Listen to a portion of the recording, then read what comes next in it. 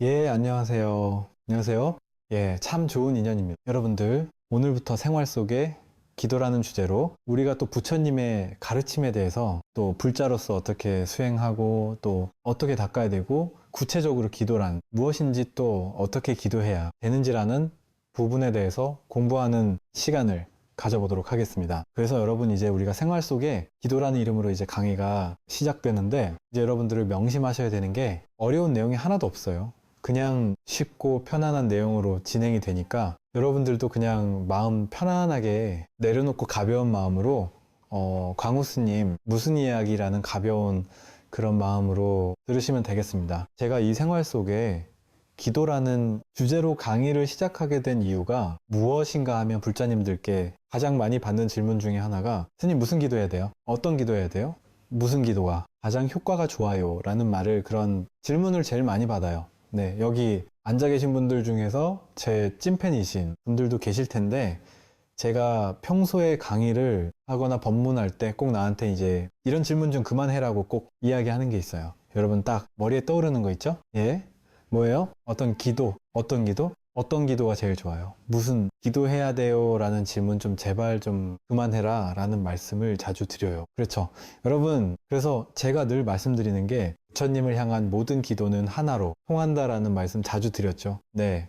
부처님을 향한 기도는 하나로 통한다. 천수경을 하든 지장경을 하든 금강경을 하든 법화경을 하든 부처님을 향한 모든 기도는 간절하게 기도하며 결국 하나로 통한다. 그러니까 무슨 기도가 더 좋아요? 어떤 기도해야 돼요? 라고 질문하는 시간에 차라리 내가 하고 싶은 기도 하나를 딱 선택해서 차라리 기도를 한 번 더 해라 라는 말씀을 엄청 자주 드렸어요. 여러분 귀에 밝히도록 들으셨죠? 네.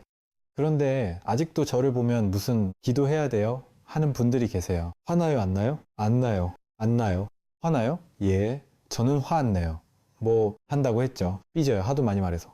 예. 예. 그래서 이제 그래서 기도에 대해서 궁금해 하시는 분들이 많아서 또 기도에 대해서 이러쿵 저러쿵 또 많은 얘기들이 있잖아요. 그래서 한번 기도에 대해서 우리 불자들이 생활 속에서 어떻게 기도해야 될지 그 중심을 한번 딱 잡아주는 시간을 가져보는 것도 좋겠다라는 생각이 들었습니다. 그래서 생활 속에 기도라는 주제로 우리가 이제 가벼운 공부를 시작하게 될 텐데, 근데 여러분 꼭 명심할 게 있습니다. 제가 여러분들한테 이제 이런저런 기도에 대해서 말씀을 드리겠지만 제 말이 꼭 정답은 아니다라는 말씀을 드리고 싶어요. 제 말이 꼭 답은 아닙니다. 제 이야기가 꼭 정답은 아니고 다만 제가 항상 기준으로 삼는 게 있어요. 우리 불자들은 반드시 수행할 때 공부할 때 우리 불제자들은 반드시 부처님 말씀, 부처님 경전에 근거를 둬야 된다. 부처님 말씀, 경전에 의지해서 닦아야 된다라는 말씀을 수없이 드립니다. 여러분들 혹시 경험하셨는지 모르겠는데 아마 법문이나 강의를 많이 들으신 분들은 경험을 하셨을 거예요. 저도 불교 공부하다가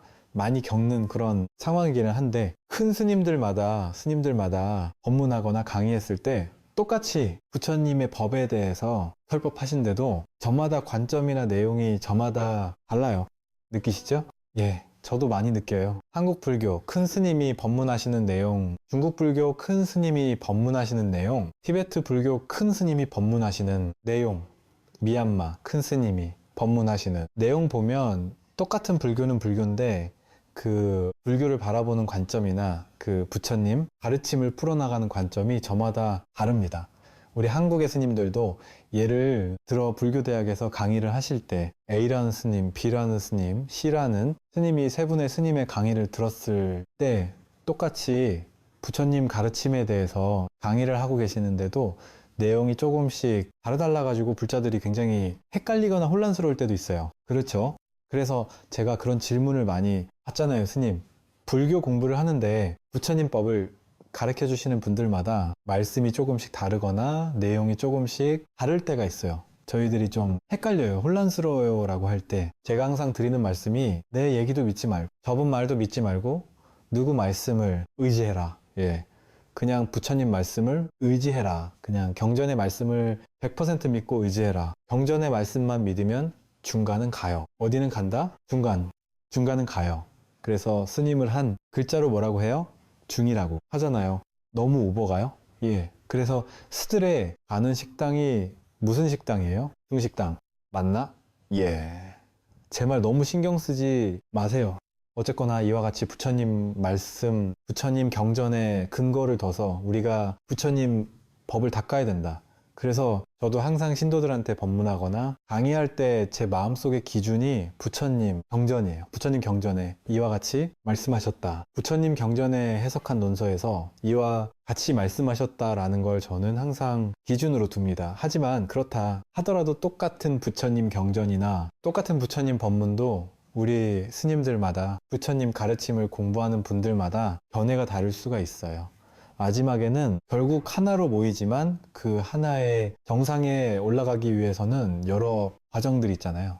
그래서 여러분들도 저한테 강의를 들으실 때 제 말이 꼭 정답이다라고 생각하지 마세요. 알겠죠? 저는 최대한 부처님 경전의 말씀을 근거로 삼아서 여러분들에게 부처님 법을 전달하겠지만 저도 실수할 수도 있고 착오할 수도 있기 때문에 제 말을 꼭 정답으로 여길 필요는 없습니다. 그래서 저도 신도분들한테 법문을 많이 들어라 라는 말씀을 드려요. 법문을 많이 듣고 이분은 이렇게 말씀하시고 저분은 저렇게 말씀하시고 또 요분은 이렇게 말씀하시는구나. 골고루 듣다 보면 견문이 넓어지게 돼요. 그래서 우리 선제동자가 53세분의 선지식을 찾아다니면서 깨달음의 법에 대해서 견문이 넓어지는 것처럼 여러분들도 법문을 골고루 듣다 보면 처음에는 헷갈리고 혼란스럽겠지만 항상 기준에 딱 세우면 돼요. 누가 기준이다?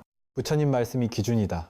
부처님 말씀을 기준으로 딱 세워서 이 스님은 이런 관점에서 얘기하시는구나. 저 스님은 저런 관점에서 얘기하시는구나. 이렇게 견문을 넓히시고 골고루 법문을 많이 들으시면 돼요. 단 내가 잘났다라는 사람 법문은 듣지 마세요.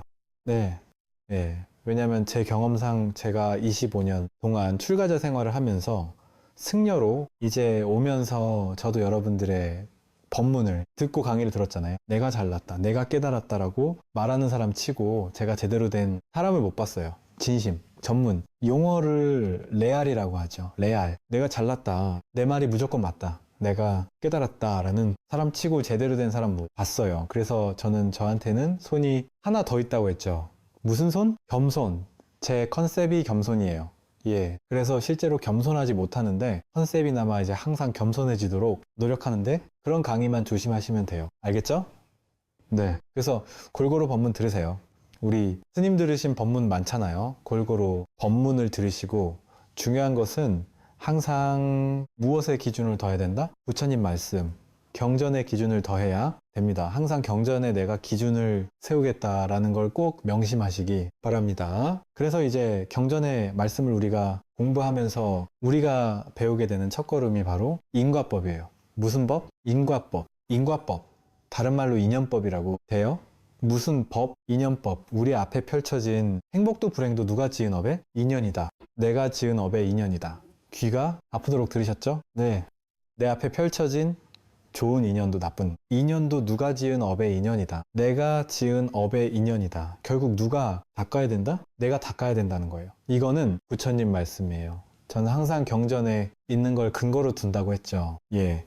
내가 뿌린 씨앗을 내가 그 열매를 얻게 되는 것이다. 모든 게 일어나고 사라지고 일어나고 사라지는 내가 지은 업의 인연 모든 것이 다 인연법의 흐름이다. 인연의 흐름이다. 그래서 불교 공부를 제대로 하면 불교 공부를 올바르게 하면 세상에 원망할 사람이 있다 없다? 없어요. 없어요. 세상에 원망할 사람이 없어요.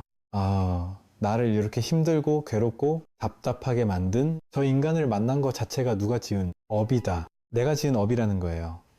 승질 같아서는 확 모가지 따다가 대응전 뒤에다 묻어버리고 싶은데 근데 저런 인간을 만난 게 누구 업이래요? 내 일이에요. 근데 처음에는 막 믿겨지지가 않아요. 납득이 안 돼요. 내가 전생에 뭐였는지도 모르고, 내 전생 기억도 안 나고, 전생이 있는지 없는지도 모르는데, 내가 기억도 안 나는데 내가 무슨 업을 지었다고? 왜 다 내가 지은 업이라고 하지? 저놈이 나쁜 놈인데, 저 나쁜 놈을 만난 게 왜 내가 지은 업이라고 하지? 그러니까 불교를 믿으면 호구가 되는 느낌이에요. 그렇잖아요? 내 탓이요. 내 탓이요. 내가 지은 내 업이요. 내 탓이요. 호구도 이런 호구가 없어요. 호구 중에 호구를 전문 용어로 뭐라고 하죠? 쌍호라고 하죠. 상호구라고 해요. 상호구. 상호구, 왕호구. 그런데 정말 부처님 앞에서 기도를 하고 수행을 하고 내 마음을 닫고 부처님 법을 천천히 공부해 나아가면 이게 머리로 이해되어지는 세계가 아니에요. 제가 늘 말씀드리지만 불교는 지식의 종교가 아니에요. 머리로 백날 따져서 해결될 문제가 아니에요. 체험의 가르침이에요. 내가 딱 하고 체험하는 그 맛을 봐야 돼요. 내가 부처님 가르침을 공부하면서 내 스스로 얻어지는 체험의 힘에 의해서 부처님 말씀이 하나도 틀린 게 없었구나. 모든 게 내가 지은 인연법. 인연 따라 일어나고 인연 따라 사라지고 내가 은 업의 인연이구나라는 것을 여실하게 이제 가슴에 와닿아요. 그래도 화난 거 화가 나요. 내가 지은 업인 걸 아는데도 저 인간 보면은 어우씨 내가 진짜 내가 이 인과법만 아니면 내가 이 업보만 아니면 내가 저걸 그냥 막 이런 생각이 화가 나요. 왜냐? 따라해보세요. 업습, 아직 업의 습관이 남아서 그래요. 답내고 성내고 어리석은 업의 습관이 남아서 그래요. 이제는 내가 어려운 부탁에 내가 지은 업의 인연이다라는 걸 이제는 이해는 하지만 아직 감정의 습관이 남아서 그래요. 그걸 업습이라고 해요. 그 업습. 그래서 이제 그 업습은 천천히 꾸준히 오래오래 닦아야 그 업의 습관까지도 다 사라지게 되고 우린 진정한 마음에 자유자재한 그런 영원한 자유인이 될 수가 있는 거예요. 근데 우리가 아직은 영원한 자유인이에요. 아니에요? 아니죠. 여기서 여러분 스님, 저는 탐욕도 없고 성냄도 없고 어리석음도 없어요 라는 분 계세요? 괜찮아요. 얘기해보세요. 예, 여기서 손들면 우리 사이 어떻게? 우리 사이 어색해지는 거예요. 예. 아니 탐진치가 없는데 여기 왜 앉아? 있어? 예. 가서 중생제도 하셔야지. 자, 그래서 모든 게 내가 지은 업의 인연이고 이 부처님이 말씀하신 인과법, 인연법을 이해하면 세상에 원망할 사람이 없어요. 그 세상에 질투할 게 없어요. 누가 그런 말씀을 하시더라고요. 부처님 법을 만나기 전에 항상 화가 찼대요. 항상 화가 차 있었대요. 당신이 자그한 사업을 했는데 돈 빌려주고 또 결제해놓고 못 받은 돈이 수두룩하더래요. 아이고 그 돈, 아이고 내 돈. 밤에 다리를 뻗고 잠이 안 오더래요. 그 돈이 너무 아까워서. 그런데 저한테 짚해주신 말씀이에요. 부처님 법을 공부하고 부처님의 인과법과 내가 업의 인연법에 대해서 믿음이 딱 생기니까 그 자리에서 몇 년 동안 놓지 못하고 꾹 쥐고 있던 그 어음들 있죠? 그 계약서 어음들을 싹 다 태워버렸대요. 더 이상 내 돈이 아니다. 들어올 돈이면 들어오고 나갈 돈이면 나간다. 그 사람에 대한 원망이 사라지더래요. 그 다음부터 밤에 다리 뻗고 잠을 잘 수가 있었대요. 직접 해주신 말씀이에요. 또 어떤 분은 이런 말씀을 하시더라고요. 알코올 중독자인 남편 때문에 평생 마음 고생을 하셨대요. 평생 마음 고생을 하고 내 팔자야 하고 계실 때 어느 날 제 법문을 들으셨대요. 거기서 인과법과 수많은 인연법의 흐름과 내가 지은 업을 내가 받는 겁니다. 이번 생의 그 숙제와 빚을 다 갚고 닦아야 됩니다라는 법문을 통해서 점점점 기도하면서 남편에 대한 원망심이 점점 사라지더래요. 저런 인간을 만난 것도 누구 업이구나, 내 업이구나. 그걸 인정한다는 게 대단한 거예요. 보통 사람들 인정을 못해요. 내가 저 인간한테 속아가지고 내 눈에 콩깍지 가지고 그런데 저런 사람을 만난 게 업이었구나, 내 업이었구나 라는 걸 딱 인정하고 이해하고 과거 전생에 지었던 숙제와 빚이 있거든. 이번 생에 다 녹이고 갑시다라는 마음으로 기도하면서 마음이 진심으로 편안해지셨대요. 그 얘기를 제가 예전에 그 화계사 그 일주문 앞에서 우연히 노보살님 마주쳤을 때 그 노보살님이 제 그 옷자락을 꼭 붙들고 그렇게 저한테 집조해 주신 말씀이었어요. 그게 기도의 힘이에요. 이루어지게 해주세요. 이루어지게 해주세요. 저 잘되게 해주세요. 저 잘되게 해주세요. 이런 저차원적인 개인적인 소원 성취에서 벗어나서 점점 이제 내 마음이 닦여 나가는 거예요. 내 마음이 고요하게, 내 마음이 편안하게 닦여 나가는 거. 그게 진정한 기도의 힘입니다. 알겠죠? 네. 예. 그래서 우리 앞에 펼쳐진 행복, 불행도 내 앞에 펼쳐진 좋은 인연도, 나쁜 인연도 다 누가 지은 업의 인연이다. 내가 지은 업의 인연이라고 했을 때 우리 중생들 인생 살리가 살다 보면 좋은 일이 생길 때도 있고 나쁜 일이 생길 때도 있잖아요. 근데 정말 우리가 인생을 살다 보면 정말 희한하게 설상가상이라고 하죠. 눈이 왔는데 서리까지 끼는 거예요. 계속 반복적으로 지속적으로 힘들고 괴롭고 답답한 일들이 자꾸 생기는 분들이 있어요. 그런 분들일수록 우리가 무엇이 두껍, 업장이 두껍이 부족하구나, 복이 부족하구나. 복이 부족한 사람을 우리가 전문화로 박복하다라고 부르는 거예요. 뭐하다? 복박, 박복하다. 여기 박복자님 계세요? 박복자님 안 계세요? 예. 제가 박복자님하고 몇 번 부르니까 우리 너튜브 동영상 댓글에 박복자, 이름이 박복자시고 밑에 스님 저 그만 부르세요라고 누가 댓글에 올려놓은 걸 보고 빵 터졌는데 이제 애교 있게 저 좀 그만 부르세요. 저도 기도 열심히 하고 있어요. 하고 자기 이름, 당시 이름이 박복자래요. 예. 노보살님이신 것 같은데, 예. 주변에 박복자님 한 분식 있잖아요. 예. 근데 제가 이제 웃자한 얘기고, 박복한 사람들, 우리가 흔히 업장이 두껍다고 하는 사람들, 그런 수많은 사람들을 만나면서 소위 말하는 소위 팔자라는 거 있죠. 네. 팔자. 이번에 타고난 나의 운명내, 업의 그릇, 어떻게 나의 힘들고 괴로움을 조금이라도 딸고 소멸할 수가 있을 것인가? 소위 우리 동양 사람들이 말하는 이 팔자라는 것을 어떻게 수가 있을 것인가? 그래서 저도한테 사주 공부했어요. 예, 사주 공부하다가 결국 덮었어요. 왜 덮었을까요? 더럽게 안 맞아, 더럽게 안 맞아. 아예 안 맞더라고요. 예, 예, 예. 그래서 또 이렇게 얘기하면 또 어떤 분은 스님이 공부가 부족해서 그런 겁니다 하실 수 있겠지만, 예, 제가 늘 얘기하지만 사주팔장 100% 맞다 안 맞다? 안 맞아. 안 맞아요. 100%안 맞아요. 제가 공부해보고 제가 아주 몇십 년 동안 그냥 사주 공부 많이 하셔가지고 전국에서 막 둘째, 셋째라면 서로 하시는 그런 분들하고도 얘기를 나눠봤지만 사주팔정 100% 맞을 수가 없어요. 그래서 제가 보지 말라는 얘기는 안 해요. 저도 심심하면 가끔 봐요. 예. 저도 뭐 주변에 우리 스님들이나 신도분들 중에 저 사주팔자 좀 배웠습니다 하면 제가 딱 첫 마디가 뭘까요? 저 좀 봐주세요. 어떻게 저 좀 잘 풀릴까요? 예. 근데 그냥 취미로는 보세요. 뭔 얘인지 알죠?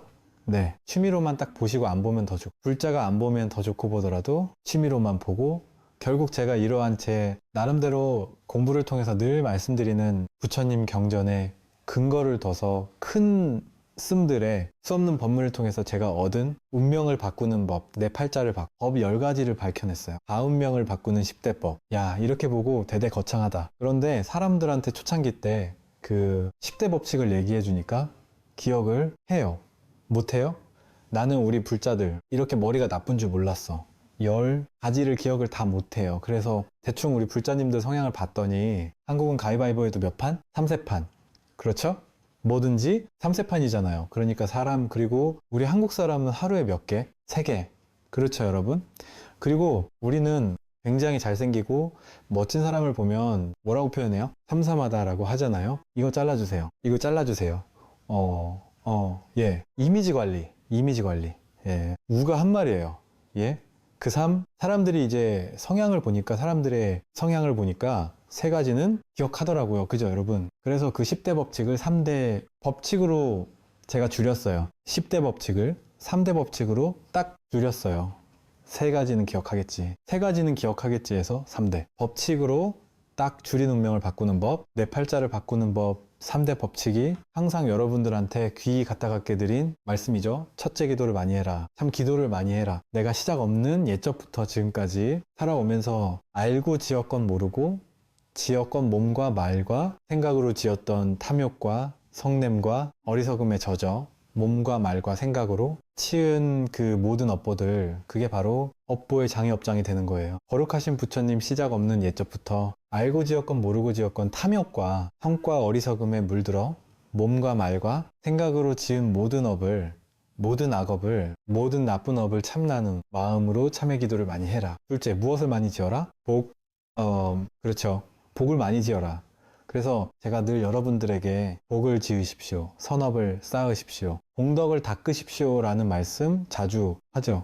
그리고 어떤 분들이 스님 복하고 선업하고 공덕이 어떻게 달라요 해서 제가 어원은 똑같습니다 라고 말씀드렸어요. 복, 선업, 공덕 다 똑같은 말이에요. 어원을 거슬러 가면. 그러면 스님 근데 왜 3가지를 얘기하세요 해서 제가 솔직하게 말씀드렸죠. 있어 보이려고요. 여러분 복을 지십시오. 이러고 끝내는 게 나아요. 복을 짓고 선업을 쌓고 공덕을 닦으십시오. 어떤 게 있어? 보여요? 그렇죠. 말이 긴 게 있어 보이잖아요. 근데 다 똑같은 얘기예요. 복과 선언과 공덕. 여러분 아까도 박복하다라는 표현 썼죠? 우리가 흔히 복이 많다, 복이 적다라고 하잖아요. 여러분들이 무슨 일을 하실 때마다 내가 원하는 일들이 더 쉽게 슬슬 풀릴수록 뭐가 많은 사람이다, 복이 많은 사람이다. 근데 내가 원하는 일들이 자꾸 장애가 생기고 막히고 원하지 않는 듯하지 않은 힘들고 괴로운 일들이 자꾸 생기게 되면은 그런 사람일수록 뭐가 적은 사람이다, 복이 적은 사람이다 라고 이야기한 거예요. 결국 중생은 다 복대로 살아요. 여러분, 제 얘기가 아니라 부처님의 말씀이고 큰 스님들의 말씀입니다. 중생이 다 뭐대로 살아가더라, 복대로. 싹 다 복대로 살아가요. 다 복대로 살아갑니다. 모든 중생이 다 자기 업보대로 살아가는구나, 중생중생의 다 복대로 살아가는구나 라는 걸 딱 이해하고 인정하는 순간 내 마음이 편안해져요. 질투심이 사라져요. 부러워하고 질투하는 마음이 생겨도 저 사람은 무엇을 많이 지었구나, 전생에 복을 많이 지었구나, 이번 생에 자기가 지은 복대로 이번 생에 살아가는 거구나, 인정을 할 수 있게 돼요. 근데 질투의 분노, 질투의 번뇌, 질투의 어리석음이 강한 사람일수록 지가 뭐가 잘났는데 저렇게 뭐 남편 하나 잘 만난 것 같고 뭐 처가 때 하나 난 것 같고 자식 하나 잘 낳은 것 같고 아이고 뭐 어지가 뭐가 잘난데 막 이런 마음이 뭐 스물 올라오는 거예요. 그 스스로를 괴롭히는 거예요. 자꾸 비교를 하게 되니까 자꾸 누군가를 비교하고 누군가를 잣대를 두고 내 자신을 자꾸 스스로 괴롭히는 거예요. 상담하면서 그런 분들을 많이 만났어요. 하지만 모든 존재가 그냥 다 자기 복대로 살아간다. 착한 놈이건 못된 놈이건 전생에 지은 복대로 살아간다. 다음 생에 상을 받건 벌을 받건 이번 생을 어쨌거나 자기가 지은 복대로 살아간다라는 걸 딱 인정하니까 뭐가 사라져요? 비교하는 마음, 질투하는 마음이 점점 사라져요. 그리고 모든 중생이 복대로 살아갑니다 라는 부처님 말씀을 딱 인정하는 순간 남을 비교하는 마음에서 점점 남 비교하고 욕할 시간에 차라리 내가 무라도 하나 더 짓자, 내 복이라도 하나 더 짓자라는 마음이 생기게 돼요. 결국 중생은 뭐대로 살아간다? 복대로 살아간다. 또 이 말 듣고 또 여기 동대문에가 가지고 아줌마 여기 복대 큰 것 좀 줘보세요. 이거 더 큰 거 없어요? 저거 한번 봐요. 아니 뭐 하신대 그렇게 복대 큰 걸 찾아요. 아, 나 안 웃으면 복대로 산대요. 이러면 이제 미치고 팔짝 뛰는 거예요. 예, 복대로 살아간다. 그러니까 무엇을 많이 지어라? 복을 많이 지으십시오. 선업을 쌓으십시오. 공덕을 닦으십시오. 그 다음에 마지막 세 번째가 제일 중요하다고 했어요. 이게 제일 중요해요. 우리 절에 오래 다니신 노보살님이나 불자님들 보면 정말 기도 열심히 하고 정말 막 공양 많이 올리는 그런 불자님들을 많이 봐요. 정말 많이 보지만 대부분의 불자들이 이것만큼은 잘 안 돼요. 사실 저도 많이 부족한 부분이에요. 그래서 더 열심히 하려고 노력하는 부분이에요. 가장 중요한 세 번째 3대 법칙의 가장 중요한 법칙. 세 번째, 무엇을 잘 써라? 마음을 잘 써라. 마음을 잘 닦아야 된다. 그래서 부처님의 모든 법문을 모아 놓은 것을 팔만대장경이라고 하죠. 팔만대장경을 한 글자로 만들면 뭐라고 하죠? 마음자. 결국 마음이에요. 마음. 내 팔자를 바꾸고 싶다면, 내 운명을 바꾸고 싶다면 세 가지를 명심하십시오. 첫째, 기도를 많이 해라. 둘째, 복을 많이 지어라. 셋째, 마음을 잘 써라. 이 마음을 잘 닦아라. 이 세 가지에 내 운명을 바꾸는 모든 법칙에 다 들어 있습니다. 머리로는 알지만 잘 돼요? 안 돼요? 안 돼요. 잘 안 되죠. 쓰는 쳐대요 하면 또 우리 관계 어떻게 해요? 어색해져요. 예. 그래서 이 세 아직 잘 안 되지만 그래서 제가 좋아하는 표현이 꾸준히 표현을 좋아해요. 어떻게? 꾸준히 내 힘 닿는 만큼 하세요. 막 잘해야지 이렇게 막 강박권 속에 스스로를 막 괴롭히지 마시고 할 수 있는 만큼만 하세요. 하루에 3000배를 하기는 어려워요. 3000배. 하루에 3, 0배 못한 걸로 스스로 괴로워하지 마시고 몇 배라도 꾸준히 해라. 108배라도 꾸준히 해라. 예. 저분이 3배 했을 때 제 머릿속에 짧은 순간에 그냥 3배라고 해. 줄까? 연례 생각이 오는데 3배는 아닌 것 같아.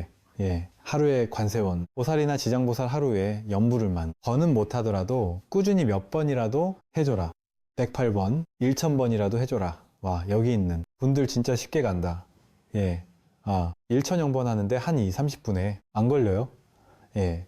하여튼 꾸준해 주라는 거예요. 무슨 얘기인지 알겠죠? 네. 내가 전 재산을 팔아서 사람들에게 널리 보시하지는 못할 만정. 예. 내 형편껏 내 지갑에 내가 여유가 있는 만큼 1영원이라도 100원이라도 그게 작다라고 생각하지 말고 그냥 내 형편껏 보시하고 복을 지어라. 그리고 당장 내 나쁜 그런 업의 습관이 당장은 바뀌지 않더라도 꾸준히 닦는 마음으로 내 마음을 자꾸 어떻게 변화시켜라. 점점 부처님이 말씀하신 지혜와 자비에 마음으로 조금씩이라도 점점 변화시켜라. 그러니까 꾸준히 하는 게 중요해요. 어떻게 하는 거? 꾸준히 하는 거. 꾸준히가 중요합니다. 꾸준히가 좋으세요. 예. 부담이 덜하죠, 확실히. 자, 꾸준히가 중요해요. 사람들이 이런 얘기를 해요. 마음만 깨치면 부처다. 그렇죠? 네. 마음만 깨치면 부처다. 맞는 말이에요. 맞는 말입니다. 틀린 얘기 아니에요? 마음만 깨치면 부처다 맞는 말인데 제가 아니라 우리 큰 스님들이 하신 말씀이에요. 실제로 마음만 딱 깨쳐서 부처된 사람을 못 봤다. 못 봤어요. 못 봤대요. 아, 솔직한 얘기잖아요. 우리는 경전이나 큰 깨달음을 얻으신 선지식, 말씀에서 마음만 깨치면 부처다. 이 마음만 깨치면 부처다라는 말을 귀 갔다갔다로 들었지만 실제로 마음을 깨쳐서 그냥 딱 부처신 분은 못 봤대요. 마음만 깨치면 부처다. 이론은 맞아요. 하지만 현실적으로는 지독한 수없는 과거 전생에서부터 지었던 지독한 업의 습관이 있다. 그게 바로 업습이라는 겁니다. 그래서 경전에서는 석가모니 부처님께서 나는 마음을 깨치는 순간 부처가 되었다라고 표현하시는 게 아니라 나는 그대들과 똑같은 중생이었지만 아승직업을 닦았다라고 표현이 나와요. 몇 겁을 닦았다? 3승. 3아승직업을 닦았다. 아승직업 우주가 3번 생기고 우주가 3번 사라지는 것을 삼아 아승직업이라고 불러요. 우주가 몇 번 생겨요? 네, 번. 그 우주가 몇 번 사라져요? 3번. 예. 우주가 3번 생기고 우주가 3번 사라질 동안 그걸 삼아 아승. 직업을 닦아서 저렇게 완벽한 지혜와 자비와 신통과 복덕을 갖추신 저렇게 완전 무결한 부처님이 되셨다. 그 완전 무결을 불교에서 뭐라고 표현하느냐? 원망구족이라고 해요. 뭐라고 한다? 원망구족. 완전해졌다는 뜻이에요. 그래서 이와 같이 꾸준히 닦아 나아가는 거, 그게 참 중요한 부분입니다. 그래서 제가 평소에 수많은 법문가 강의에서 내 업을 바꾸고 싶다면, 내 팔자, 내 운명을 바꾸고 싶다면 3가지를 기억해라. 기도를 많이 하고 복을 짓고 마음을 잘 닦아라 하며 꼭 빠지지 않고 나오는 내용이 무슨 기도해야 돼요? 야, 이거는 항상 꼬리표 달라더라고요. 그들에서 항상 그럼 무슨 기도해야 돼요? 라는 질문과 함께 기도에 대한 이런저런 그런 어떤 질문들을 받을 때 기도에 대해서 좀 뭔가 중심을 세워 줄 수 있는 완전 왕초보를 위한 그런 어떤 기도에 대한 자세한 강의를 한번 해야 되겠다라는 생각이 늘 있었어요. 그래서 언제 할까 하다가 또 우리 이렇게 헬로부타 TV에서 이렇게 소중한 또 시간을 만들어 주셨고 또 고맙게도 이렇게 많은 불자분들을 위해서 공개 강좌까지 열게 되었습니다. 그리고 여러분들이 이렇게 부처님의 가르침을 공부하면서 늘 말씀드리는 거지만 불교는 지식의 종교가 아니에요. 그렇죠? 네. 여러분 머리로는 불교돼서 백날 알아도 현실에서, 가정에서, 사회에서 인간들과 자꾸 부딪힐 때 부딪히고 불꽃이 튀길 때 머리로 이해한 불교적인 가르침이 힘을 써요, 못 써요? 잘 못 써요. 머리로 다 알지만 잘 못 써요. 결국 내가 체험한 나의 내 공이 있어야 돼. 무슨 공? 내 공이 있어야 돼. 내가 닦고 쌓아 올린 나의 내공이 있어야 됩니다. 그래서 여러분들과 함께 우리 불자들이 생활 속에서 어떻게 기도를 닦아놔야 될 것인가 라는 부분에 대해서 정말 그냥 왕초보 입장에서 설명을 드릴 거예요. 왕초보 입장에서 설명을 드리는데, 그래서 이제 선택한 교재가 일타스님의 생활 속의 기도법이라는 교재예요. 그래서 어떻게 책이 다 준비되셨나요? 책이 없어도 그냥 귀로 들으셔도 돼요. 그래도 이왕이면 책이 있으면 더 좋겠죠. 눈으로 보고 귀로 설명을 듣고, 이 생활 속의 기도법이 제가 19년도에 머리 깎고 출가를 했을 때 제가 그때 이 책을 봤었어요. 근데 너무나 쉽고 정말 유치원생한테 입에다가 이렇게 밥을 떠주듯이 너무나 자상하게, 너무나 어려운 말 한 마디도 없이 핵심만 그 일목요하게 이렇게 짚어주시는 일타큰 스님의 그런 법문이 담겨져 있는 생활 속의 기도법이라는 책을 보고 저도 상당히 많은 도움이 됐고 또 많은 불자님들에게 권유를 했습니다. 그래서 이 생활 속의 기도법, 효림, 출판사에서 나온 생활 속의 기도법이 책이 분류의 스테디셀러예요. 그리고 참 책은 얇지만 내용이 좋은데 나 이 책 보고 더 깜짝 놀란 게 책값이 엄청 싸죠, 여러분. 이렇게 좋은 내용이 있는데 내용이 엄청 좋은데 책값이 엄청 싸가지고 좀 더 받아도 되겠는데 싶을 정도로 참 이 책에 커피 한 잔값이면 됩니다. 아메리카노 한 잔값이면 살 수 있는 책이에요. 그래서 불교의 스테디셀러기 때문에 우스갯소리로 그런 얘기예요. 절에 오래 다니신 불자님도 치고 책장에 이 책 없는 불자님이 없다 할 정도로 나 없는데 이제 이러시는 분 계시는 건가요? 순간 막 이런 소리 들렸던 것 같은데 그래서 이 책이 정말 그냥 쉬워요. 쉬워서 선택한 거예요. 우리 불자님들 어려운 거 좋아요. 싫어요?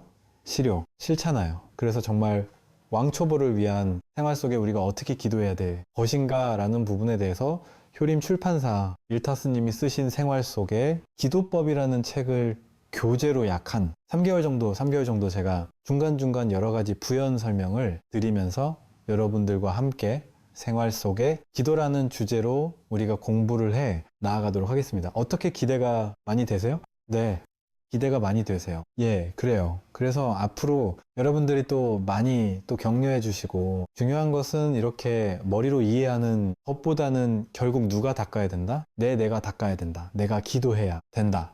그리고 제가 직접적으로 누구라고 말씀드릴 수는 없지만 여러분 제가 그 방송에서 그 엄청 신비로운 가피를 받으신 불자님들 이야기 많이 해드렸죠. 네. 그때 방송에서 말씀드렸던 그 생생한 가피를 체험하신 실제 주인공 분들이 몇 분 여기 앉아 계세요. 예. 근데 제가 누군지는 사상회의라서 말씀 안 드리겠지만 몇 분 앉아 계세요. 또 오늘 이렇게 와 주셨네요. 결국 내가 닦아야 됩니다. 그리고 어떻게 닦아야 되는지에 대한 부분은 우리가 차근차근 공부해 나아가도록 하겠습니다. 알겠죠? 네. 생활 속에 기도라는 이제 주제로 우리가 공부를 시작하는데 먼저 오늘은 기도라는 명칭에 대해서 한번 생각을 해봅시다. 그 기도라는 의미에 대해서 그 명칭에 대해서 한번 짚어보는 시간을 가져볼게요. 기도할 때 기자가 발할 기자예요. 발하다 도자는 무슨 도자일까요? 도를 아십니까? 얼굴이 맑으세요. 더의 관심 있으세요? 예, 자 빌도자예요. 빌다. 기자도 무슨 기자? 빌기. 예, 맞아요. 발할기, 빌기. 도자도 발할도 빌도자예요. 발하다, 빌다라는 뜻이에요. 빌다. 그래서 빌다. 그러니까 어떤 분이 이런 얘기를 하세요.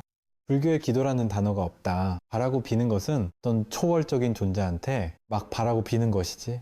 불교는 마음을 깨치는 종교이기 때문에 기도. 빌다라는 단어가 없다. 기도라는 단어가 없다라고 얘기하시더라고요. 라고 저도 알고 있었는데 찾아보니까 있어요, 없어요? 있어요.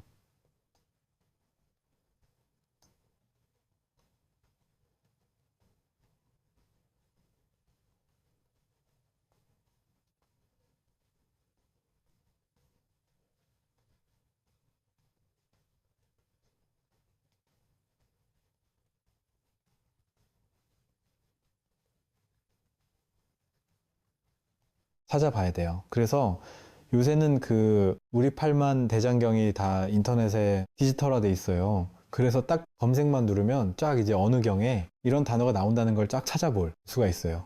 그래서 많지는 않지만 기도라는 단어를 딱 팔만 대장에서 찾아보니까 많지는 않지만 기도라는 단어가 있어요. 한문으로 된 대장경이 기도라는 단어가 있어요. 여러 개가 있어요. 그 중에 밀교 경전에 가지기도라는 표현이 나와요. 따라해 보세요. 기도, 가지기도. 가지가 뭘까요? 오늘은 가지 무침이 날까? 저녁에 뭐 이러지면 큰일 나요? 가피의 다른 말이에요. 가지랑 가피랑 같은 뜻이에요. 그러니까 절에 다니 몇 년인데 이러시면 어떡해요? 예. 자, 그래요. 그래도 와준 것만도 고마워요. 예. 저 늘 와준 것만도 고마워요. 예. 피곤하면 뒤에서 좀 주무세요. 예불은 없고.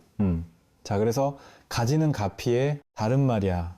가피. 불보살님에게 은혜 받는 걸 가피라고 하잖아요. 그러니까 가지 기도하면 가지 가피를 받기를 모아옵니다. 빕니다. 바라옵니다. 그래서 가지 기도라는 단어가 밀교 경전에도 나와요. 한문으로 다 번역할 때 기도라는 단어를 썼어요. 그리고 기도라는 단어보다 더 많이 있어요. 기청이란 표현이 있어요. 따라해 보세요. 기청. 기도할 때 도자가 발도 빌도자로 했죠. 네. 기청할 때 청자도 빌자예요. 청할 청, 발청, 빌청이란 뜻이에요. 그 같은 뜻이에요, 여러분. 그래서 기청이란 단어가 나와요. 빌기, 빌청. 그리고 또 기구라는 표현도 많이 나와요. 무슨 구? 기구. 구자도 구할 구. 바라다 빌다라는 뜻이 있어요. 그러니까 기도라는 단어도 쓰였지만 기도라는 단어하고 똑같은 의미로 기청, 기구, 기념, 기원 등등의 표현이 팔만대장경에 쫙 나와요. 그러니까 기도라는 단어는 원래 불교 한 문대장경에 원래 있는 용어다. 없는 용어다. 있는 용어예요. 알겠죠? 네. 그러니까 이제 우리가 뭔가 얘기할 땐 정확하게 알아야 돼요. 그래서 기도 어떤 학자분이 기도라는 단어는 불교에 없는 거다라고 하셨지만 요새같이 정보가 발달한 시대의 디지털로 된 팔만대장경에서 딱 검색하면 기도라는 단어도 나오고 기도하고 똑같은 뜻인 기청, 기구, 기념, 기원 이런 표현들이 쫙 나와요. 그럼 여기서 중요한 게 있어요. 뭘 빈다는 걸까? 뭘 바라고 뭘 빈다는 걸까? 누군가의 말대로 불교는 깨달으면 종교인데 깨달으면 그뿐인데 우리가 본래 부처라는데 뭘 빈다는 거냐? 뭘 바란다는 거냐라고 했을 때 중생들 살아가는 인생이 너무 힘들어요. 그죠, 여러분? 네, 정말 중생들 살아가는 인생이 힘들어요. 그냥 마음만 딱 깨쳐서 우리가 부처 되면 정말 기도할 필요가 없어요.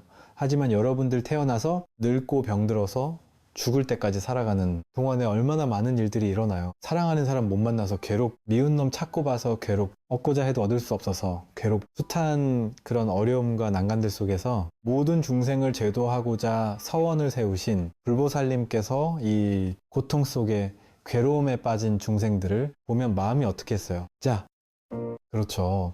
그 자하다는 표현이 바로 연민심이라고 합니다. 뭐라고 한다? 연민심. 애하게, 불쌍하게 바라는 마음. 그래서 자비라고 할 때 스님, 자비가 뭡니까? 할 때 자비라고 할 때 자자가 사랑, 자자고 빗자가 슬플, 빗자예요. 왜 슬퍼요? 고통받는 중생을 보면은 막 슬픈 거예요. 부처님이 너무 슬프니까 저 고통받는 중생들을 구제하지 않으면, 저 괴로움에 빠진 중생들을 구해주지 않으면 당신들이 너무 힘든 거예요. 그래서 슬플 빗자예요. 그래서 왜 부처님은 부처님이 되셨냐? 그걸 비라고 표현합니다. 티베 불교, 슬플비. 모든 중생에 빠진 괴로움, 모든 중생들의 그 빠져있는 그 괴로움을 있는 그대로 꿰뚫어 보면서 중생을 향한 한없는 슬픔으로 모든 중생을 저 괴로움에서 구제하고자 하는 마음으로 부처님은 부처님이 되신 것이다. 그래서 부처님의 뿌리를 연민심이라고 해요. 우리 한문식 표현으로는 자비심이라고 하죠. 자비심, 연민심, 모든 중생을 구제하고자 하는 그 간절한 마음. 그렇기 때문에 모든 중생을 구제하고자 하는 그 간절한 마음을 가지신 불보살님이 지금 이 윤회 세상에서 힘들어하고 괴로워하고 고통스러운 그런 모습으로 살아가고 있는 그 중생을 우리 불보살이 어찌 그냥 두고 볼 수가 있겠느냐라고 하면서 불교적인 기도의 내용들이 펼쳐지게 되는 거예요. 제가 항상 우리가 불교 공부할 때는 반드시 무엇에 근거를 둬야 된다고 했죠.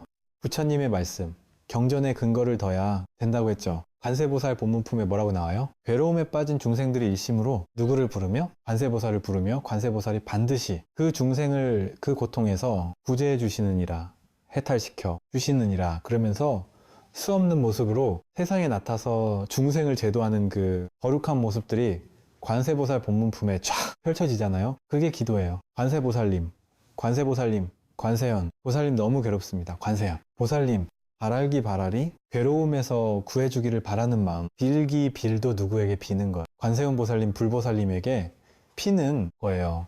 관세음 보살 본문품에 분명히 나오잖아요. 괴로우면 관세음 보살을 불러라. 이건 제 얘기가 아니에요. 누구 얘기예요? 부처님 말씀이에요. 고통에 빠진 중생들이여, 괴로우면 관세음 보살이 불러라. 본문품에 나오잖아요. 저는 제 얘기 거의 안 해요. 제 얘기는 농담 따먹기밖에 없어요. 예, 눈치 챘겠지만 그리고 지장경이 나오잖아요. 지장경. 읽어보셨죠? 네. 지장경에 우리가 지장경 하면 다들 무슨 영천도 할 때나 쓰이는 경으로 알고 있지만 그건 정말 지장경에 대해서 무식한 분들이 그런 얘기하는 거예요. 지장경을 내 편견 없이 있는 그대로 바라보면 갈 곳 없어 헤매이고 있거나 악도에 떨어진 영가들을 천도하는 내용도 나오지만 지장경에 보면은 분명히 현세, 이익 지금 이 순간 살아가고 있는 중생의 소원을 성취하거나 괴로움에서 지장보살님이 그 중생을 구해주신다는 내용이 나오잖아요. 그죠? 분명히 지장경에 나오잖아요. 그대가 바라는 바가 있으면 하루에 지장경을 독송하고 하루에 몇 번 이상씩 1000번씩 지장보살을 불러라. 지장보살님이 반드시 그대들의 보호해주리라는 게 지장경에 항상 나오잖아요. 내 얘기가 아니에요. 힘들고 바라는 게 있으면 누구를 불러라? 지장보살을 불러라. 치장경에 나오잖아요. 약사경에 보면 뭐라고 나와요? 힘들고 병고에 빠진 중생들이 지극한 마음으로 약사경을 독송하고 약사열의 부처님의 명를 부르고 약사 부처님이 우리 중생들에게 가르쳐 주시니 약사 진언을 외우며 반드시 괴로움에서 벗어나게 되리라. 약사경에 나오잖아요. 수많은 대승경전에 한결같이 우리 부처님이 뭐라고 하셨냐? 기도하지 마라. 기도할 필요 없다. 마음을 깨치면 부처가 되는데 뭐하러? 기도냐라고 말씀하지 않으셨어요. 뭐라고 얘기하셨다? 중생들 눈높이에 딱 맞춰서 지금 담장 괴롭고 힘들고 덜덜 떨고 있는 중생한테 괜찮아. 네가 부처인데 뭐가 두려워? 괜찮아? 배고파? 왜고? 왜 배고파? 네가 부처인데 왜? 배고파? 이러면 그냥 사람이 중생이 알아듣겠어요? 못 알아듣겠어요? 못 알아듣죠. 당장 춥고 힘들고 괴로움 빠진 중생한테 빌어라, 불러라. 부처님을 부르고 보살님을 불러라. 반드시 그대를 고통에서 구해주리라고 대승경전에서 한결같이 말씀하셨습니다. 기도는 불교의 아주 훌륭한 수행법이에요. 우리 지금 이 순간 괴로움에 빠져서 힘들고 괴롭고 답답하니 고통에 빠진 중생에게 그 한 명의 중생에게라도 따스한 괴로운 중생을 어루만져주고자 했던 불보살님의 위대한 자비의 에너지, 그게 바로 기도라는 거예요. 기도는 아주 훌륭한 수행법입니다. 아시겠죠? 네. 예, 제 얘기가 아니라 부처님이 분명히 말씀하셨습니다. 힘들고 괴로우면 불보살을 불러라. 그리고 또 많은 분들이 이런 얘기를 하세요. 참선만 하면 되고 명상만 하면 되지. 기도는 수준이 떨어지는 거다. 물론 저도 참선이 우리 부처님 가르침 중에 최상의 가르침이라는 걸 100% 인정을 해요. 저도 참선 수행을 나름대로 했던 사람이고, 하지만 한 가지 놓쳐서는 안 돼요. 참선하고 명상하시는 분들도 기도 수행을 할까요, 안 할까요? 언젠가부터 참선하고 명상한다는 사람들은 기도를 하느니 부처님의 가르침을 우습게 여기기 시작하고, 마치 참선하는 사람들은 기도를 안 한다라는 착각에 빠진 분들도 있어요. 실제로 그런 분들을 봤어요. 하지만 뭐든지 근거가 있어야 된다고 했죠. 역대 참선이나 명상을 수행했었던 역대 선지식들의 그런 어떤 수행의 모습들을 살펴보면 참선을 하시던 선승들도 기도를 했다라는 기록이 많이 나와요. 자, 부처님 너무나 많지만 부처님대로 한번 거슬러 볼까요? 그래서 불교 명상이나 이런 게 요새 많이 유행하잖아요. 부처님 당시에 비구스님들, 여러 명의 비구스님들이 부처님께 수행 주제를 받고, 지금은 화두 같은 걸 받은 거죠. 수행 주제를 받고 이 수십 명의 비구 스님들이 깊은 숲 속에 들어가서 이렇게 수행을 하셨대요. 수행을 하셨는데 그 숲에 원래 살고 있었던 숲의 신들이 있었대요. 경전성 목신이라고 나와요. 무슨 신? 나무에 붙어 사는 신들, 목신. 스님들이 공부하겠다고 자기네들 숲에 들어와서 안 나가는 거예요. 그러니까 여러분들 개인 사유지에 모르는 사람들이 우르르 와서 며칠 동안 텐트 쳐놓고 나가면 기분이 어떡하겠어요? 짜증날 거 아니에요. 그래서 목신들이 마음으로 앙심을 품어요. 야, 우리가 저 스님들을 괴롭혀가지고 빨리 쫓아버리자. 그래서 목신들이 밤마다 막 귀신의 모습으로 나타나거나 괴물의 모습으로 나타나거나 밤마다 막 히히히 막 이렇게 경전에 나와요. 히히히 막 이렇게 막 귀신 목소리를 내가지고 스님들을 공포에 덜덜 떨게 만들어서 스님들이 다 내쫓아버려요. 수십 명의 스님들이 부처님이 계신 사원으로 돌아옵니다. 태존이시여, 저희들이 왔습니다. 부처님은 이 모든 걸 다 꿰뚫어 보셨지만 일부러 물어보세요. 다 아시면서 일부러 물어보세요. 그대들이요, 안거가 끝나지도 않았는데 어찌하여 이렇게 빨리 돌아왔느냐? 그 부처님께 그 숲에서 있었던 일들을 그대로 부처님께 자초지종을 설명해요. 그때 부처님께서 연례가 내가 그대들에게 가르침을 암송하겠다. 이 가르침을 잘 기억하고 숲에 가서 매일 외우거라 하고 부처님의 경 하나, 짧은 경전 하나를 이렇게 그 비구들에게 가르쳐줘요. 그래서 비구들이 그 경전에 딱 외우고 숲에 다시 돌아오는데 목신들이 깜짝 놀란 거예요. 씨 머리가 빡빡이라. 그런가? 쟤네들 도끼 있다. 이거 즐기네. 야, 우리가 이대로야. 우리가 너 본대를 더 보여줘야겠는 걸 막 이러고 있는데 이 스님들이 다 분위기가 달라요. 숲에 딱 앉자마자 부처님께서 가르쳐 주신 경전을 암송합니다. 그 경전이 바로 그 유명한 자비경. 인터넷에서 자비경이라고 치면은 쫙 나와요. 한마디로 모든 존재들이여 행복하여라. 동쪽에 있는 중생, 남쪽에 있는 중생, 서쪽에 있는 중생, 북쪽에 있는 중생, 위에 있는 중생, 아래 있는 중생 할 것 없이 모든 존재들이여 다 행복하거라고 자비의 마음을 일으키면서 모든 중생이 행복하기를 추원해주는 내용이에요. 그 경전을 읽는 순간 그 숲이 진동을 일으키면서들의 그 마음이 다 풀어지면서 이렇게 훌륭하신 스님들을 우리가 괴롭히려 했다니 하고 참여하면서 그 스님들이 오로지 수행에만 전념할 수 있도록 옆에서 그 목신들이 그 스님들을 안거가 끝날 때까지 지극 정성으로 옆에서 시봉했다고 합니다. 이게 자비경의 유래예요. 그 후로 미얀마나 태국 같은 곳에서는 수행하다가 장애가 생길 때 혹은 신도들 집에 안 좋은 일이 생기거나 장애가 생겼을 때 반드시 읽어주는 대표적인 공덕경 중에 하나가 무슨 경이다? 자비경이에요. 이 경을 외우면 장애가 사라지고 재앙이 사라지고 주변에 있는 존재들이 우리를 보호하게 됩니다. 이게 기도지 뭐예요? 그렇죠. 이게 기도잖아요. 부처님 때에도 이게 있었어요. 부처님 당시에도 명상하던 수행자들도 부처님께 직접 이 자비경이라느니 가르침을 받고 수행을 하다 장애가 생길 때 주변에 안 좋은 일이 생길 때 이 자비경을 독성하여 플러스 이와 관계되어 있는 살면서 장애가 생겼을 때 외우는 경전들이 부처님 초기 경전 때부터 내려오는 게 있어요. 그래서 무슨 길상경, 보석경, 사천왕들의 이름을 부르는 사천왕경 이런 것들이 부처님 때부터 내려왔다라는 기록이 있어요. 또 우리 흔히 참선하는 사람들은 기도할 필요가 없다 이렇게 착각하는 분들이 있잖아요. 천부당, 만부당 아주 큰 오류를 범하고 있는 거예요. 선사들 중에서도 기도했다. 자료가 많다고 했죠. 네. 근데 그 이야기가 너무 길어지니까 대표적인 얘기 하나만 드리자면 예전에 오래전 중국의 큰 총림, 큰 사찰을 총림이라고 불러요. 큰 총림 사찰에 스님들이 수행을 하고 있었는데 그 스님들이 살고 있는 절에 전염병이 돌아요. 유엔 전염병이 도니까 스님들이 픽픽 쓰러져서 일어나질 못하는 거예요. 백방으로 약을 써도 일어나질 못하니까 그때 그나마 몸이 조금 건강했던 스님들이 이거는 약으로 고칠 수 있는 병이 아닌가 보다. 이거는 전생의 업보로 인해서 업병인가 보다.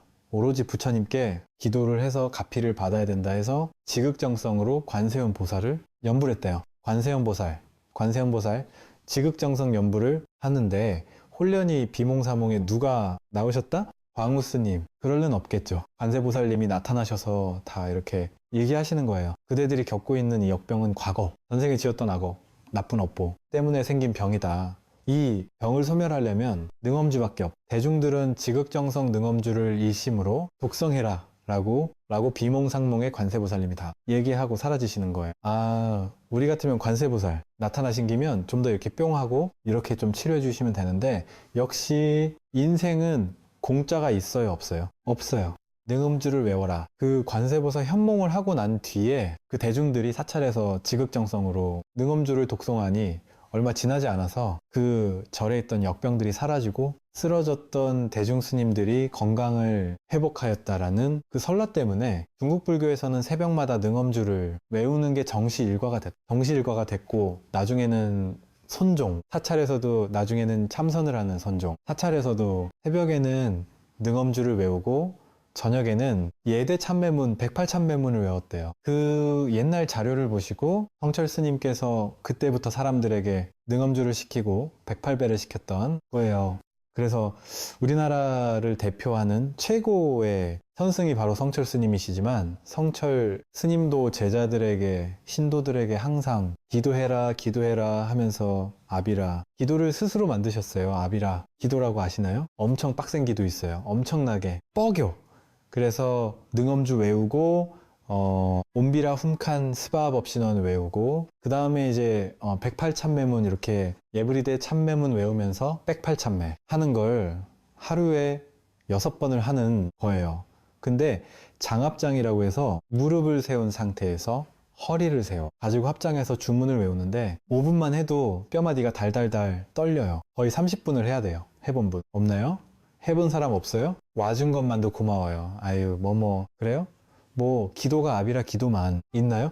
근데 우리나라 최고의 선사였다는 성찰 스님들 스스로 아비라 기도라는 걸 만들고 스님들에게도 능엄주를 항상시키셨어요. 그리고 우리가 공부할 생활 속에 기도법이라는 책의 뒷부분에 나오는 내용이지만 중간 부분에 나오는 내용이지만 그 몇십 년 전에 금모라는 스님이 계셨어요. 금모라는 큰 스님이 계셨는데 이 스님도 오로지 참선만 할 뿐이지 평소에 기도를 무시하셨어. 기도 같은 건 수준 낮은 사람들이나 하는 거야. 머리 깎고 출가면 오직한 것은 참선밖에 없다라는 참선주의자셨는데 뭐든지 경계에 부딪혀 봐야 돼요. 자기가 쓴맛 단맛을 한번 봐야 돼요. 이 책에 나오는 내용인데 짤막하게 얘기하면 금호 스님이 만주에 건너가시다가 한적마적대로 오인을 박아가지고 감옥에 갇혔는데 누명이 벗겨지겠지.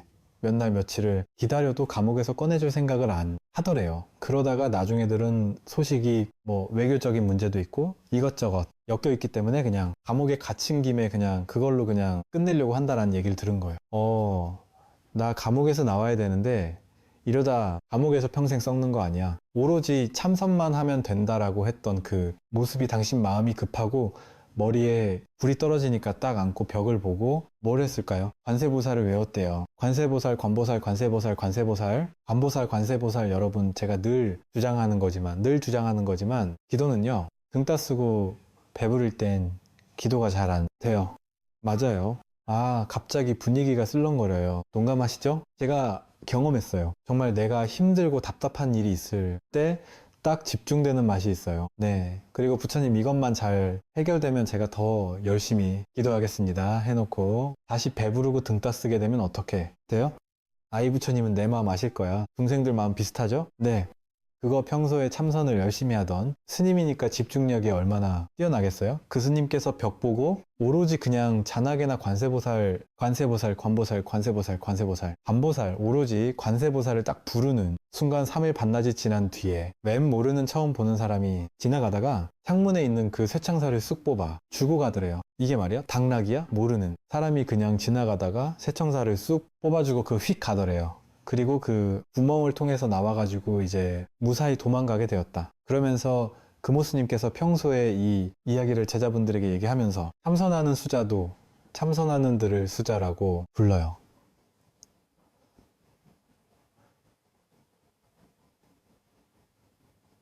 참선하는 수자도 그래도 가끔씩 뭐 하는 게 좋더라. 기도하는 것이 좋다. 참선하신 분들도 기도를 많이 하신 분들이 많습니다. 결국 기도라는 것은 개인적인 욕심에서 시작해요. 많은 불자분들, 특히 어머님 되는 불자님들이 처음 절에 딱 발을 딛거나 기도를 열심히 시작하게 된 첫 계기가 통계적으로 가장 많은 게 언제냐? 대학 수능 때 자식들한테 뭐라도 도움이 될까 싶어서 수능 때 절에 다니기 시작했. 자식 수능 때 정말 본격적으로 기도를 시작했다라는 불자분들이 의외로 많아요. 그죠? 그래서 오죽하면 어느 어른스 우스개로 우리나라는 수능이 사라지면 한구 사찰, 반토막 날 거야. 이런 얘기까지 우스개로 하실 정도로 그렇게 기도를 우리가 해 나아갈 때 처음 계기는 개인적인 욕망 때문에 기도하는 거예요. 수능 얘기를 했지만 우리 자식 제발 대학 합격하게 해주세요. 우리 자식 원하는 대학 꼭 들어가게 해주세요. 거기서부터 시작하잖아요. 네. 그리고 제가 사찰에 가서 우리가 하실 때마다 사실 추구 올리잖아요. 아난고 시방삼세 한 뒤에 뭐 어디 뭐 서울특별시 어디 뭐 마포구 뭐 대한불교 진흥어 뭐 3층 대법당 아무개 각각 보채 이렇게 추근해 주잖아요. 추. 내용 보면은 다 건강하게 해주세요. 사업자 되게 해주세요. 좋은 배필. 만나게 해주세요. 다 그 내용이에요. 취업문 보면 다 그 내용이에요. 자기 개인적으로 잘 되게 해주세요. 처음에 다 자기 욕망으로 시작해요. 그래서 어떤 분은 예전에 이런 걸 굉장히 신랄하게 꾸짖는 그런 학자분들도 있었어요. 이런 자기 잘 되게 해주세요 라는 기복 신앙이 불교를 망친다. 그래서 기복 불교가 없어져야 불교가 살아난다라고 주장하는 분들도 있었어요. 저도 20대 때는 그 말이 맞다고 생각했어요. 그 말이 기복 불교 싹 없어져야 된다. 그런 이기적인 마음으로 무슨 절에 다니고 부처님 공부를 한단 말인가 라고 생각했는데 이젠 아니에요. 제가 산전수전 쓴맛 밥맛 보니까 와준 것만도 고마워요. 와준 것만도 고마워요. 자, 티베트에 유명한 큰 스님이 계세요. 티베트에 유명한 큰 스님이 계신데 누가 이런 질문을 던졌어요. 스님, 지복불교에 대해서 어떻게 생각하십니까? 전 당연히 평생 8만 대장경을 연구하시고 깊이 그 수행을 닦으신 분이기 때문에 기복 불교에 대해서 안 좋게 얘기할 줄 알았어요. 근데 놀랍게도 기법 불교는 아주 좋은 겁니다라고 하더라고요. 아니 왜요? 부처님은 중생들 수준에 맞춰서 법을 하랬습니다. 높은 수준의 수행자도 있을 것이고 중간 수준의 불자도 있을 것이고 아주 낮은 수준의 사람들도 있을 겁니다. 그 한 사람 눈높이에 맞춰서 법을 설하셨고 가장 첫 번째 기초 단계가 바로 기복 신앙입니다. 우리 불교는 복과 지혜를 함께 닦으라고 했습니다. 우리 불교는 지혜 종교고 깨달음의 종교지만 지혜를 닦고 깨달음을 얻으려면 먼저 복이 있어야 됩니다 라는 말씀을 하더라고요. 맞죠? 좋은 스승을 만나는 복, 좋은 도반을 만나는 복, 좋은 도량에서 공부할 수 있는 복, 건강복, 시간복, 수행만 집중할 수 있는 최소한의 의식주가 될 수 있는 복. 복이 있어야 수행도 할 수 있고 지혜도 닦을 수 있고 깨달음도 성취할 수가 있습니다. 내 복을 쌓는 그 첫걸음이 기복신앙입니다. 비록 내 가족 나의 욕망을 위해서 절에 다니면서 공약물을 올리지만 어쨌거나 보시를 하는 것 자체가 내 복을 쌓는 겁니다. 그리고 사람들 수준은 저마다 차이가 있기 때문에 기복신앙일지언정 절에 와서 부처님께 절이라도 한번 하고 부처님을 향해서 기도라도 한더 하면 그게 부처님과 인연이 되어 가지고 결국 언젠가는 기복신앙으로 절에 왔다 하더라도 언젠가는 그 인연이 결국은 성불할 수 있는 큰 깨달음의 인연으로 이어지게 될 겁니다. 그러니 절에 와서 부처님께 공양을 올리고 절을 올리고 기도 한 번이라도 더 하는 불자들을 우리가 칭찬할지언정 기복신앙이라고 무시해서는 안 됩니다. 내가 이걸 듣고 깜짝 놀랐어요. 야, 공부하신 큰 스님들은 다르구나. 이런 관점에서 생각할 수가 있구나. 그래서 제가 입으로처럼 하는 얘기가 뭐한 것만도 고맙습니다. 와준 것만도 고맙습니다. 부처님 도량에 와서 부처님 가르침에 한 번이라도 들은 공덕으로 여러분들은 깨달음을 얻을 수 있는 인연을 심게 되었습니다 라고 말씀드리는 거예요. 동감이 되십니까? 네. 안 돼요 하면은 우리 관계 어떻게 돼요? 어색해지는 거죠. 그래서 기복신앙이라 하더라도 기도하는 건 좋은 거예요. 그래서 저는 여기서 내 수준을 조금씩 높여서 요새 많이 불자분들에게 드리는 이야기가 내 개인적인 소원을 위해서 기도하되 우리 아이 잘 되게 해주세요. 우리 남편 잘 되게 해주세요. 우리 가족 건강하게 잘 되게 해주세요. 기도를 하되 기도의 마지막은 반드시 무엇으로 끝내라? 그렇죠? 하서원으로 끝내라 라고 말씀을 드리는 거예요. 중생을 다 건지오리다. 번뇌를 다 끊어오리다. 법문을 다 배우리다. 불도를 반드시 이루오리다. 내 개인적인 욕망을 위해서 기도해도 좋으니까 기도 마지막은 반드시 무엇으로 마무리해라? 하서원으로 마무리하십시오. 그렇게 내 수준을 점점 높여나가는 거예요. 그래서 어느 불자님한 굉장히 감동적인 기분, 좋은 편지를 받았어요. 어느 거사님이셨는데 짧게 요약하면 이런 내용이에요. 너무 살아가는 게 힘들고 답답하고 궁해 가지고 혹시나 해서 이 종교적인 기웃기 거리다가 불교를 만났대요. 그리고 매일매일 기도를 했대요. 부처님 돈 많이 벌게 해주세요. 부처님 제발 저 대박나게 해주세요. 그래서 부처님 저 돈 많이 벌게 해주세요. 사업 잘 되게 해주세요. 개박나게 해주세요 라고만 비니까 마음에 좀 찔리더래요. 그래서 뭐라고 하나 더 붙였냐면 부처님 저 돈 많이 벌게 해주시고 대박나게 해주세요. 저 잘 되면 갚을게요. 부처님이 무슨 부처님이 저 잘 되면 갚을게요. 아우 좀 돈 좀 많이 벌게 해주세요. 그런 말으로 절에 몇 년 다니면서 그러면서 기도하고 절에 다니다 보니까 부처님 가르침이 뭘까? 불교가 뭘까라는 생각이 들더래요. 자꾸 법문도 듣고 강의도 듣고 경전도 보고 그 몇 년 부처님의 가르침을 한 단계 한 단계 공부하면서 그래도 이분이 좀 난 사람이에요. 자, 결론이 그분이 지금 어떻게 기도하느냐? 저 잘 되게 해주세요. 저 돈 많이 벌게 해주세요 라는 기도는 일체 안 하고 오직 하나, 모든 중생이 행복하게 해주세요. 모든 중생이 행복하게 해주세요. 오직 그것만 기도한대요. 당신 마음도 이렇게 변할 줄 몰랐대요. 네, 그분 말씀이 광우스이 그러지 않았습니까? 스님, 본문에 보니까 그런 내용 나오지 않습니까? 나도 중생이고 내 가족도 중생이고 모든 존재가 중생이기 때문에 모든 중생 행복하게 해주세요 라는 거에 누가 들어간다? 나도 들어가고 내 가족들도 들어간다. 그 얘기를 듣고 제가 그렇게 마음에 잔잔한 울림이 오더라고요. 불과 몇 년 전만 하더라도 대박나게 해주세요. 돈 많이 벌게 해주세요. 빌기만 하니까 찝찝해서 그래요. 부처님, 돈 많이 벌면 내가 좀 갚을게요. 부처님, 먹었으면 토해내야죠. 믿고 한 번만 밀어주어 막 이러 했던 분이 부처님의 가르침을 공부하면서 저 잘되게 해주세요, 저 돈 많이 벌게 해주세요 라는 개인적인 욕망의 수준에서 벗어나서 부처님, 제가 바라는 건 하나밖에 없습니다. 모든 중생이 행복하게 해주세요. 그리고 그 거사님의 마지막 말씀이 스님, 희한합니다. 희한합니다. 아, 왜요? 나 잘되게 해주세요 했을 때는 느끼지 못했는데 모든 중생에 행복하게 해주세요. 기도하니까 일이 더 잘 풀립니다. 마음이 더 편안합니다. 스님, 이게 진짜 값인 것 같습니다. 제가 그냥 졸업하라고 했어요. 더 이상 내가 해줄 말이 없다. 졸업하십시오. 기도는 개인적인 욕망에서 시작해요. 비는 거예요. 빌기빌도. 일단 비는 거예요. 빌고 빌고 빌다 보니까 비워져요. 멋있지 않아요? 네. 예. 내가 만든 말이에요. 나 이거 얘기하면 4, 5일 했지 않았는데 다 아무 반응이 없어서 빌고 빌고 빌었더니 뭐 해지더라. 비워지더라.